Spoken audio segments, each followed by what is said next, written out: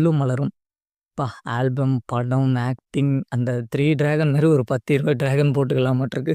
படத்துல சின்ன சின்ன விஷயம் கூட அவ்ளோ சூப்பரா ஒர்க் பண்ணியிருப்பாங்க. ஒரு ஃபினிஷ்டான டைரக்டர். என்னோட ரொம்ப ஃபேவரட்டான டைரக்டர் மகேந்திரன் சார் தான். அவரு எடுத்த படத்துல ஒரு 10% 20% நாளைக்கு நம்ம படமா எடுத்துட்டோம்னா கூட, ஏதோ பெரிய அச்சீவ்மெண்ட்டுன்னு நான் நெனச்சுப்பேன். அந்த அளவுக்கு ஆர்கானிக்காவும் இருக்கும். அந்த உலக சினிமான்னு சொல்ற படங்களுக்கு எந்த வகையிலும் குறைச்சல் இல்லாத படமா இருக்கும். ரொம்ப சூப்பரா சென்சிபிளா ஹேண்டில் பண்ணுவாரு. அவரோட சாங் பிளேஸ்மெண்ட் எல்லாமே நல்லாருக்கும். அது இவங்க காம்போல வந்து எல்லா படமுமே பயங்கரம் தான். மகேந்திரன் சார், ராஜா சார். சில எல்லா பாட்டுமே பயங்கரமான பாட்டு தான். எனக்கு எந்த பாட்டு எத விட பெஸ்ட்டுன்னு கூட என்னால இதில சூஸ் பண்ணிற முடியாது. ஏதோ ஒரு பாட்டாச்சும் கம்மியா ஃபீல் ஆகும். அப்படி ஒண்ணு கிடையவே கிடையாது இந்த ஆல்பத்தில. அது "செந்தாழம் பூவில" சொல்ல முடியுமா? "அடிப்பெண்ணே" ஜென்சி அம்மா வாய்ஸ்ல வர்றது.